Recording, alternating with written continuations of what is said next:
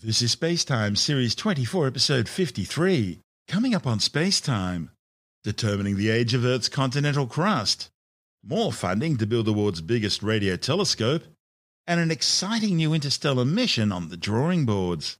All that and more coming up on SpaceTime. Welcome to SpaceTime with Stuart Gary.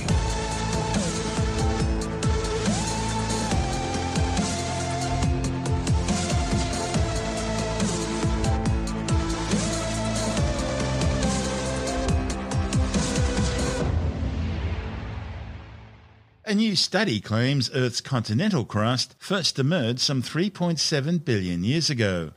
The findings, presented at the European Geological Union's General Assembly, showed that the planet's light continental crust formed within the first 900 million years of the Earth's existence.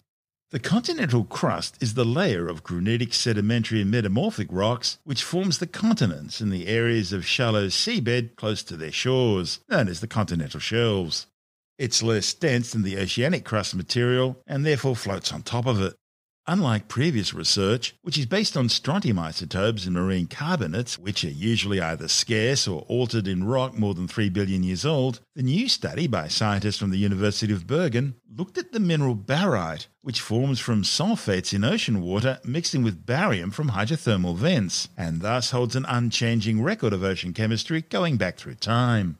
The authors calculated the ratio of strontium isotopes in 6 different deposits of barite from 3 different continents, ranging in age from 3.2 to 3.5 billion years. This allowed them to determine when weathered continental rock percolated into the ocean and was incorporated into barite. The authors determined that the weathering started about 3.7 billion years ago. That's around 500 million years earlier than previously thought. The findings provide a new understanding of Earth's early ocean chemistry, as well as the onset of plate tectonics. And they even help understanding the evolution of the biosphere, because once processes like plate tectonics help establish the continents, processes like erosion can begin to weather crucial minerals and nutrients into the ocean. This is SpaceTime. Still to come, more funding for the world's biggest radio telescope, and an exciting new interstellar mission on the drawing boards. All that and much more still to come on SpaceTime.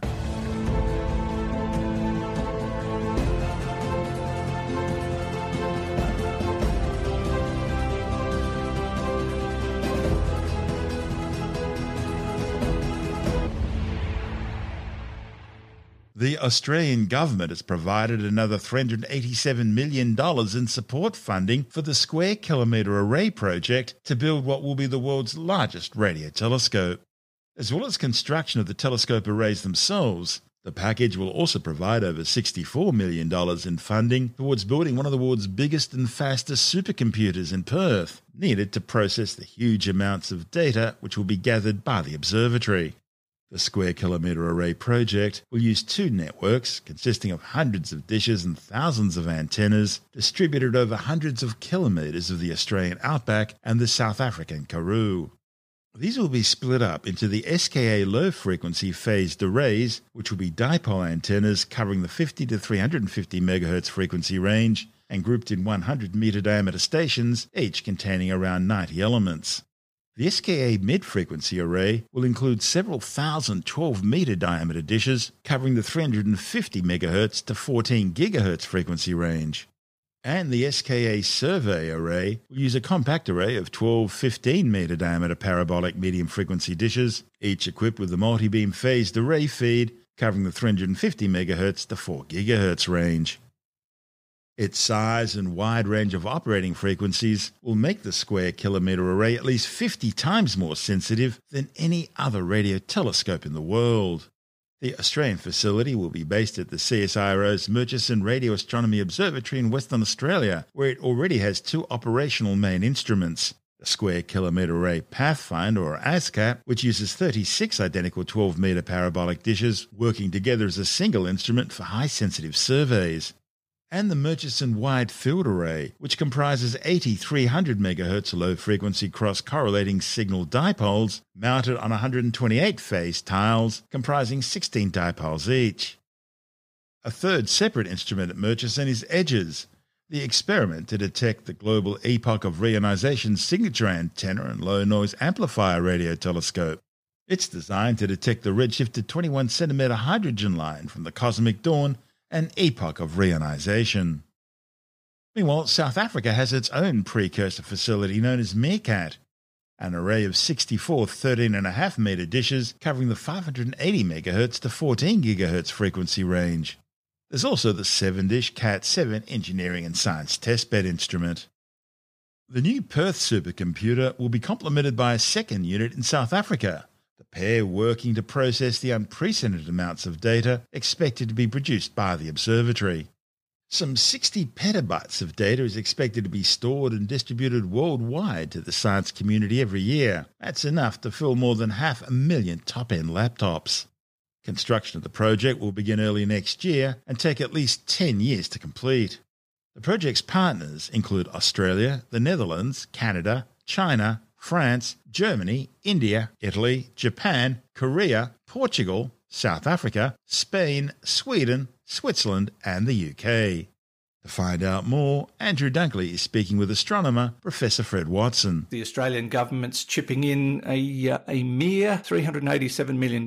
That's real money. I mean, it's. I have to say that my colleagues, people I work with and amongst in the Department of Industry, Science, Energy and Resources, who put together the budget considerations and things, they were working flat out on this for the past few weeks. And certainly last week, they were getting it all tidied up. So what this signifies is the Australian government's ongoing support for the Square Kilometre Array project, which is 2 telescopes, an array of 131,072 antennas, which look like Christmas trees in Australia. That's the low-frequency array. The mid-frequency array is going to be in South Africa, where they have something like 60 dishes, which look at, the slightly higher frequency range. So a two-pronged attack on the universe to build the world's biggest telescope, and this signals Australia's ongoing support for it. Of course, governments always have to put the positive spin on things like jobs and growth. Those are the mantras of governments all over the world. And indeed, there's big numbers involved there too. There are something like 350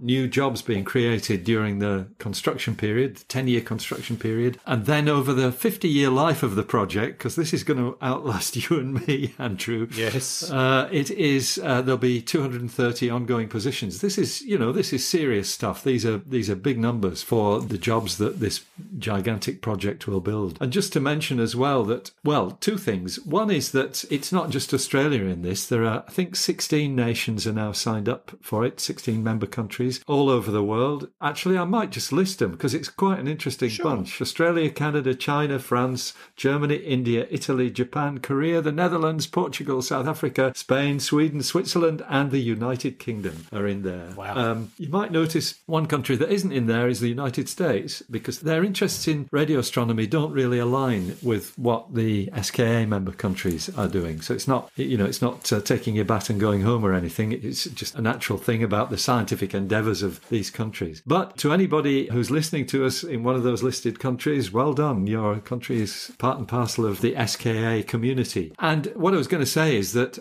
investment that the Australian government has put in, it means that what you're doing is you're stimulating foreign income flows into Australia because of that. And certainly in the first 30 years of operations, they estimate 1.8 billion in foreign income will come into Australia. So very important stuff. And one final thing to mention is that there is a chunk of that budget, 64.4 million, in establishing a specialist supercomputing centre, which will be in Perth, Western Australia, to do all the thing about the SKA is it generates 10 times the current, or it will generate 10 times the current internet traffic on the whole of the internet, and they'll do that 10 times over. So you need these enormous computing centres to do that.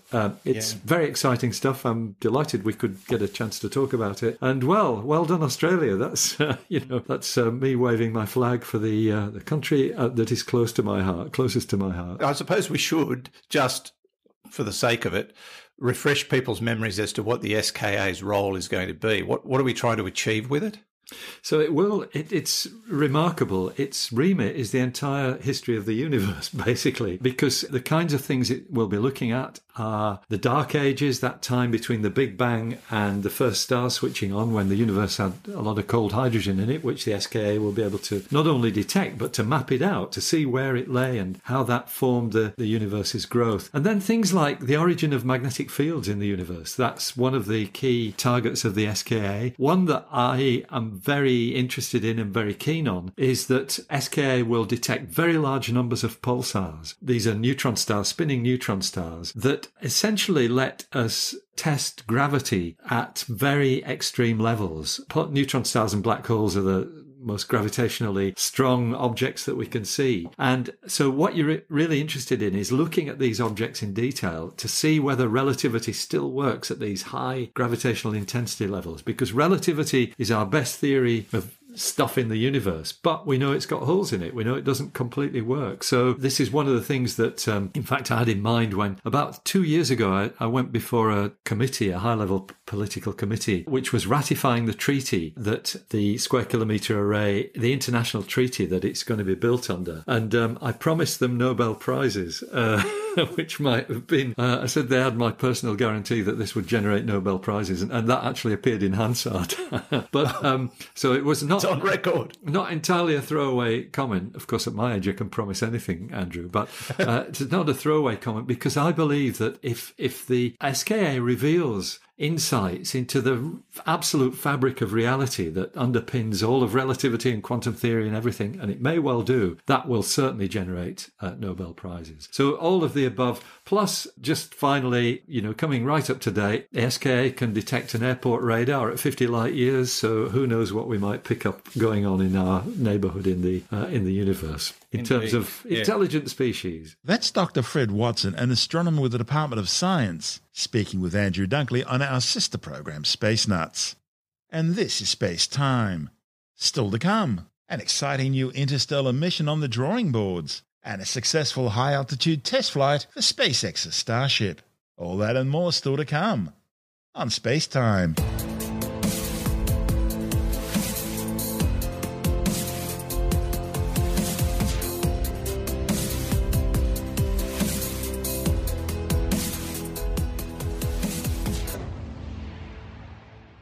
NASA is looking at a major new mission to explore interstellar space beyond the solar system by actually going there, rather than just looking from near-Earth space.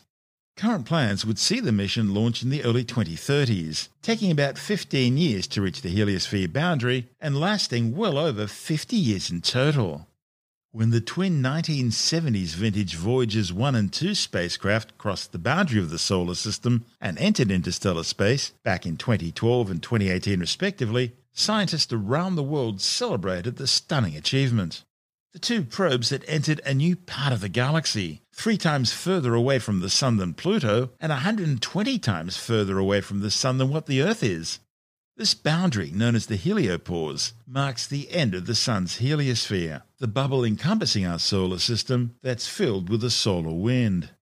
Voyagers discovered the edge of the bubble, but it's left scientists with lots of questions about how the Sun interacts with the local interstellar medium. The problem is, Voyager's instruments can provide only limited data. They were designed for a grand tour of the solar system, studying the gas giants. And that's meant there are crucial gaps in science's understanding of the region known as interstellar space. NASA and partners are now planning for a new spacecraft, currently simply called the Interstellar Probe, to travel much deeper into interstellar space, 1,000 times further out from the Sun than the Earth. The mission would tell astronomers more about how the heliosphere formed and how it's evolved as the Sun and Solar System undertake their 225,000 Earth-year journey around the galaxy. The Interstellar Probe Heliospherics lead Elena Provodnikova from the Johns Hopkins Applied Physics Lab in Maryland says the mission will explore the unknown local interstellar space, where humanity has never reached before. For the first time, humans will be able to take a picture of the heliosphere from outside to see what our solar system really looks like. Mission planning's already well underway, with scientists and engineers now looking at the types of science packages the spacecraft will need. Astronomers hope to discover how the Sun's plasma interacts with interstellar gas to create the heliosphere, what lies beyond the heliosphere, and what the heliosphere actually looks like. Provonikova says the mission will image the heliosphere using energetic neutral atoms, and it will try to observe extragalactic background light from the early epoch of the galaxy's formation, something that simply can't be seen from Earth. Scientists hope to learn how the Sun interacts with the local galaxy. That, in turn, could offer clues about how other stars in the galaxy interact with their interstellar neighbourhoods. The heliosphere is important because it helps shield the solar system from high-energy galactic cosmic rays. The Sun and Solar System are currently in what's called the local interstellar cloud.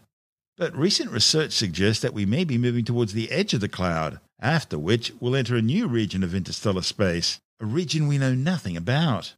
That change could cause the heliosphere to either expand or contract, and that could affect the amount of galactic cosmic rays which penetrate the heliopause, in the process changing background radiation levels on Earth. The Interstellar Probe mission is now in the final year of a 4-year pragmatic concept study looking at the types of science that could be accomplished within the mission. At the end of the year, the team will deliver its report to NASA. It'll outline potential science, example instrument payloads, and example spacecraft and trajectory designs for the mission. Provonikova says the idea is to lay out a menu of what could be done through this mission. This is SpaceTime. Still to come, a successful high-altitude test flight for SpaceX Starship. And later in the science report, a new study warns that Antarctic ice sheet melting will lift sea levels higher than previously thought. All that and much more still to come on SpaceTime.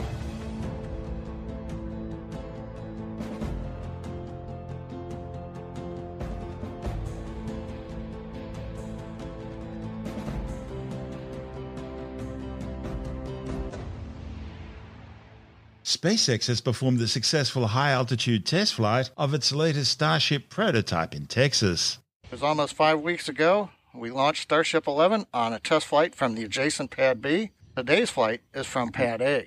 Our demonstration objective again is with the last 4 flights.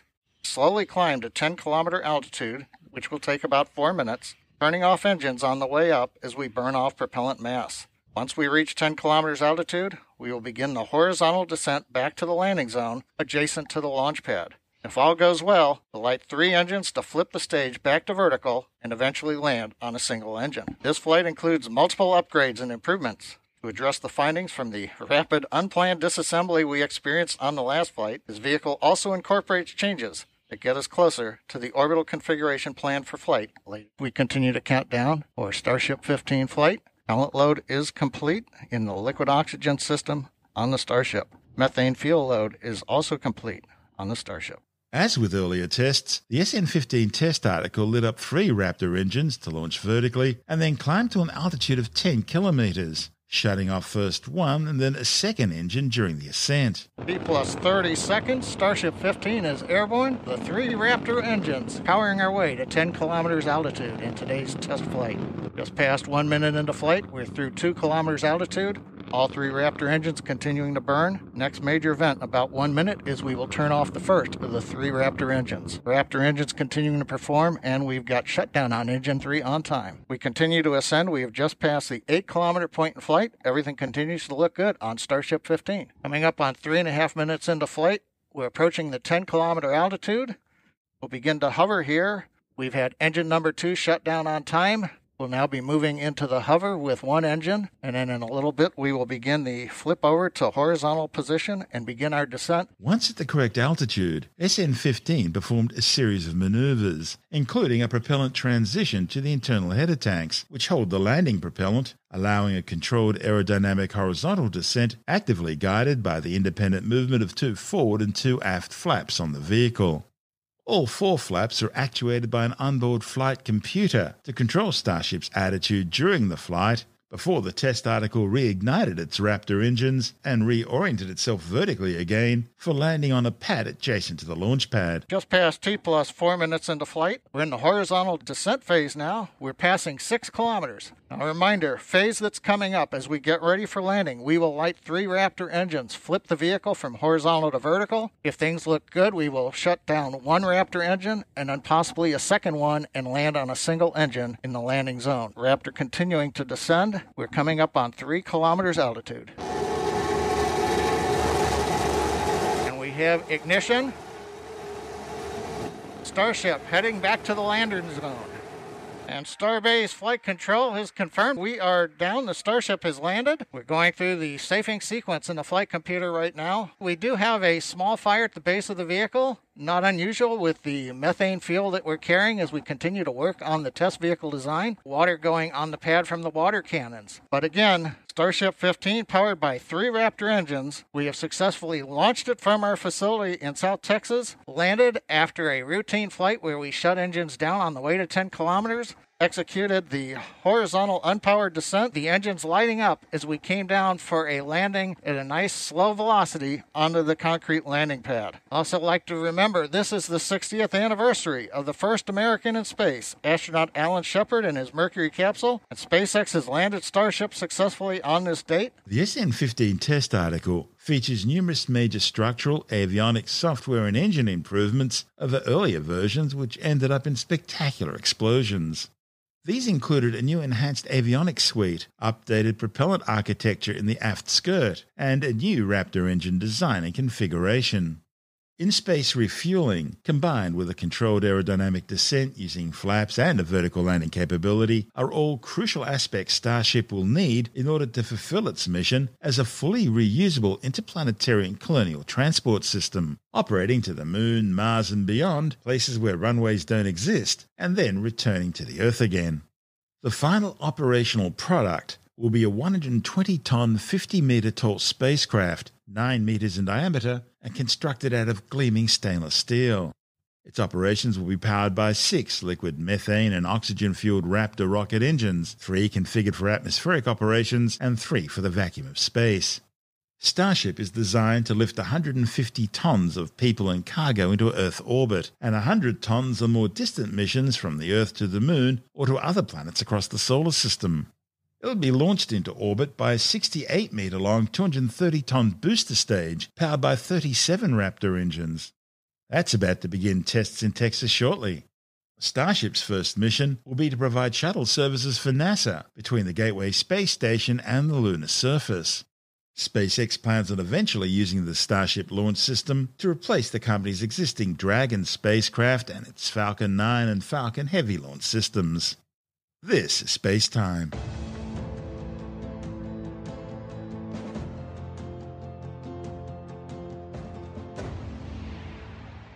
And time now to take another brief look at some of the other stories making news in science this week with the Science Report.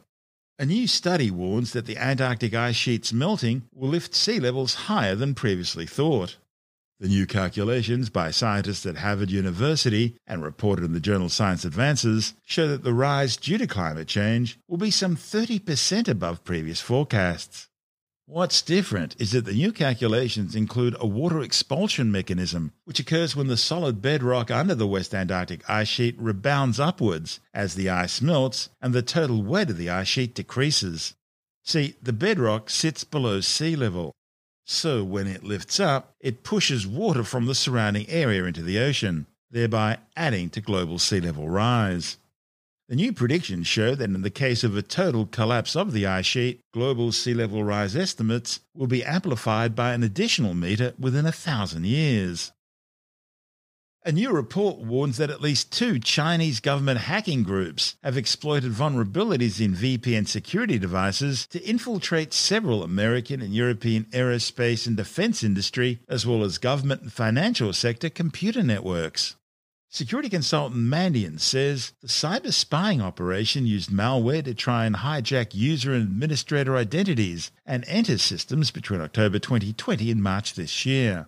One of the cyber hacking groups was identified as UNC 2630, which operates on behalf of the Chinese government and may have ties to another Chinese state-sponsored hacking group known as APT5.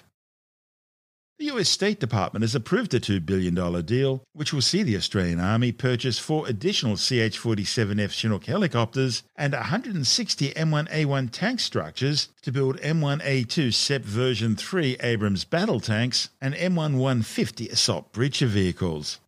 The ADF currently operates just 10 Chinooks and 59 Abrams tanks. Are you sick of recharging your smartwatch at night? Well, scientists have developed a new small flexible device that can convert heat emitted by the human body into electrical power. The research, published in the journal Cell Reports Physical Science, shows that the device could power an LED light in real time when worn on a wristband. The findings suggest that body temperature could one day power wearable electronics such as fitness trackers. The device, known as a thermoelectric generator, uses temperature gradients to produce power using the difference between the warmer body temperature and the relatively cooler ambient environment. More updates from Apple. Coverage increases for both Telstra Mobile and the NBN's fibre to the node, and a new report showing that the past decade has seen the most rapid change in technology in history.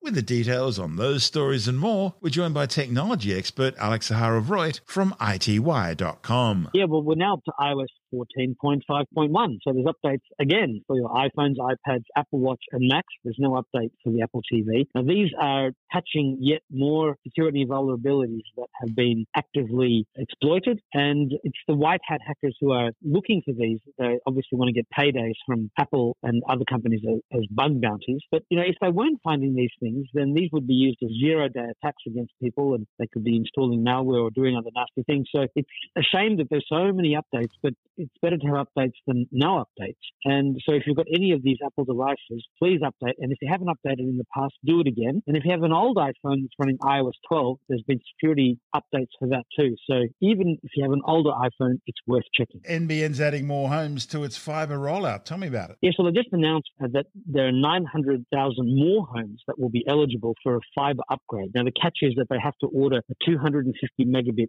plan. But of course, people are always wanting faster and faster plans. The cheapest 250 megabit plan in Australia is $89 from a company called Mate. But also companies like Aussie Broadband have been very competitive. The big catch at the moment is that these plans have been 6-month special deals. And then with Mate, for example, the price goes to $109 Australian per month. And what some of the ISPs have been noticing is that people will stick with a cheap provider on their special deal for 6 months and then they'll turn to somebody else. But at least we're seeing these 250 megabit and faster plans becoming more common in Australia. The NBN has announced, a couple of million homes will be upgraded to fibre directly to their home. It'll cost $3.5 billion. It should be complete by 2023, after which I suspect more homes will be rolled out. Some of the newest homes announced will be switched on starting from November 2021. So this is another decade of broadband upgrades for Australia. Not just the landlines. Telstra has announced mobile coverage improvements for regional areas. Yes, they're going to spend $200 million over the next 4 years to basically install more mobile towers and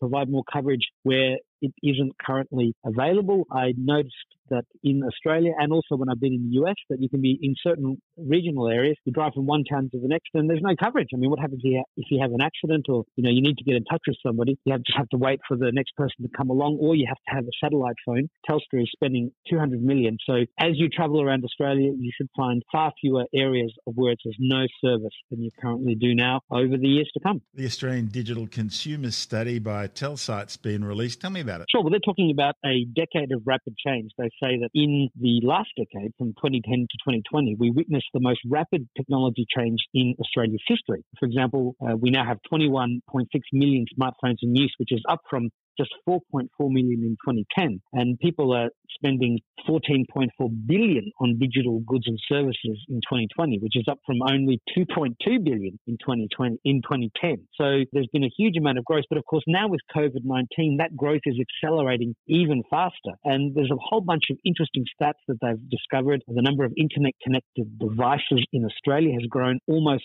sixfold, from less than 35 million in 2010 to 193 million last year, which is only going to grow further. When it comes to the NBN and mobile broadband, we've had huge improvements in internet connectivity. 30% of Australians now have a 100 megabit or faster plan compared to the 78% that were on ADSL plans with speeds of less than 15 megabits sort of this time in 10 years ago. And also improved broadband speeds means that the average usage of broadband has increased by 793%. This is from 28 gigabytes of monthly usage in 2010 to 250 gigabytes in 2020. So everything has just gone crazy. But now, whether it's online shopping that's grown from 32.9 billion last year, nearly tripling from the 11.5 billion in 2010, or interest in video video services. Video subscription has grown more than 40-fold between 2014 and 2020. It reaches now more than 16 million services. 3 in 5 Aussies, that's 62% of Aussie households, were using at least one subscription video on demand service at the end of 2020, which compared to, a decade ago, I don't even think Netflix Think of all existed. those old empty Blockbuster stores. That's right. Well, it's all Netflix, Disney Plus, Hulu, Stan, all the rest now. But part of the growth in digital has also seen that 1 in 3 Australians are very concerned about fake news. Half now always check the validity of news sources that they see online, because we all know about how untrustworthy, some news services can be. Cybersecurity concerns are also growing because of the rapid adoption of connected technologies and the shift to digital lifestyles. We have nearly 30% of Australians who've experienced some form of cybercrime just last year alone. That includes things like account hacks, phishing attempts, ransomware, identity theft, and even cyberbullying. And then when it comes to things like smart speakers, and back to the happy side of things, 2.8 million households had a smart speaker at the end of 2020, and the estimates are that this could grow by more than 50% in the next few years. So definitely the decade of 2020 to 2030 is just going to continue exponentially growing. That's Alex Zaharov-Reutt from ITY.com.